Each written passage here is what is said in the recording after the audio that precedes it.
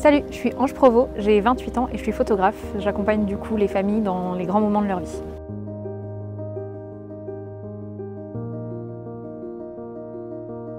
Je pense que ce qu'il faut garder en tête avant tout, c'est que le recours à l'euthanasie, c'est un appel à l'aide.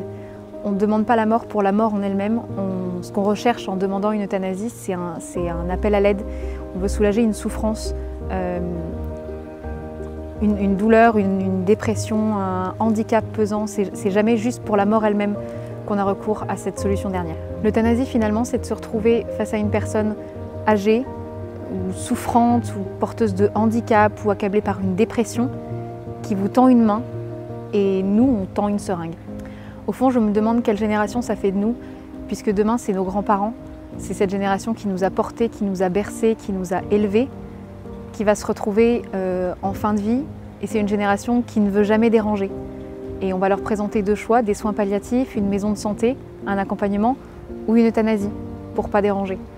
Et ne serait-ce que proposer ce choix de solution finale et radicale, c'est se dédouaner de ces derniers instants, ces dernières années de gratitude qu'on pourrait leur rendre pour nous avoir portés, élevés, bercés.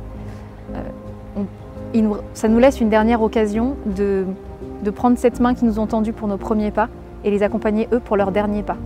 Alors bien sûr, ça ne concerne pas que nos grands-parents parce qu'il y a des personnes qui sont dans ces états de souffrance et qui sont seules, qui souffrent précisément de cette solitude. Mais à ce moment-là, est-ce que ce n'est pas le rôle de la société tout entière de tendre une main? Il n'y a aucune grande civilisation qui achève au lieu d'aider. Autrefois, au temps de Socrate, la ciguë c'était un châtiment, une peine de mort. Je ne pense pas qu'en un claquement de doigts, ça devienne un jour un médicament.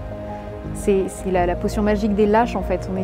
C'est celle d'une génération qui ne répare plus et qui jette. Sauf que là, il s'agit de vie humaine et pas d'un nouvel iPhone. Je ne veux pas que ma génération soit celle de l'ingratitude. Je voudrais faire partie d'une civilisation où on ne permet pas de donner une seringue à une personne plus faible, comme on donne une sucette à un enfant après une mauvaise chute.